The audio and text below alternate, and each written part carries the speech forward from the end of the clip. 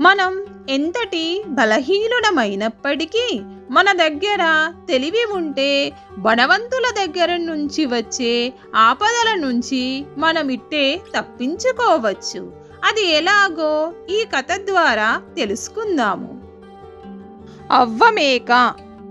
ఒక ఊరిలో ఒక అవ్వ ఉండేది. ఆ అవ్వ దగ్గర ఒక మేక ఉండేది. ఆ మేకను రోజు మేతకు తీసుకొని పోయేది.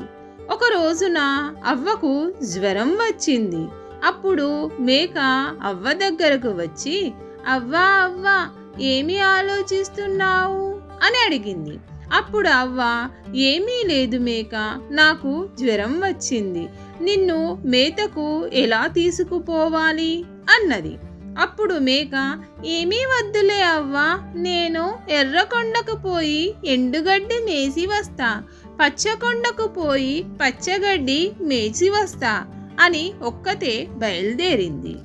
అలా పోతూ పోతూ ఒక నక్క దగ్గరికి వెళ్ళింది. అప్పుడు ఆ నక్క, నాకు చాలా ఆకలేస్తోంది, నిన్ను తినేస్తాను అని బెదిరించింది.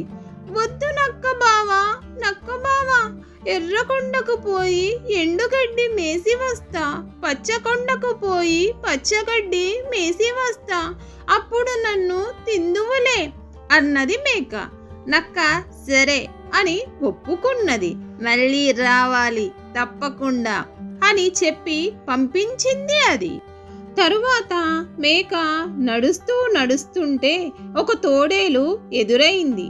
నాకు చాలా ఆకలేస్తోంది, నిన్ను తినేస్తాను అన్నది. వద్దు తోడేలు బావా, తోడేలు బావా, ఎర్రకొండకు పోయి ఎండుగడ్డి మేసి వస్తా, పచ్చకొండకు పోయి పచ్చగడ్డి మేసి వస్తా, అప్పుడు నన్ను తిందువులే అన్నది మేక. అప్పుడు ఆ తోడేలు సరే అని ఒప్పుకున్నది. అప్పుడు మేక నడుస్తూ నడుస్తూ ఒక పులి దగ్గరికి వెళ్ళింది. అప్పుడు పులి, నాకు చాలా ఆకలేస్తోంది, నిన్ను తినేస్తాను అని బెదిరించింది. అందరికీ చెప్పిన విధంగానే ఆ పులికి కూడా చెప్పింది. ఆ పులి కూడా సరే తొందరగా వచ్చేయి, నాకు చాలా ఆకలేస్తోంది అన్నది. అలా పోతూ పోతూ ఆ మేక ఒక సింహం దగ్గరికి వెళ్ళింది.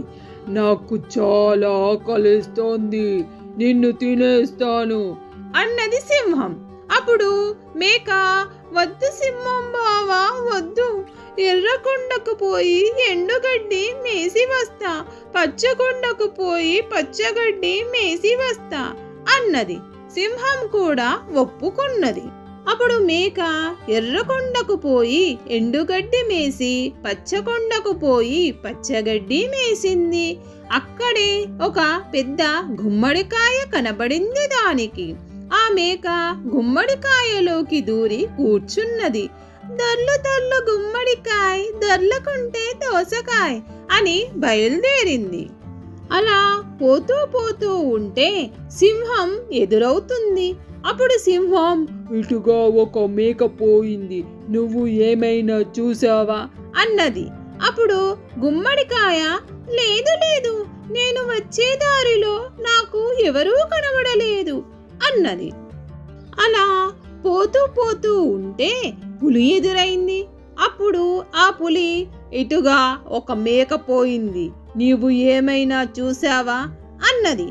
అప్పుడు ఆ గుమ్మడికాయ, లేదు లేదు, నేను వచ్చే దారిలో నాకు ఎవరూ కనబడలేదు అన్నది.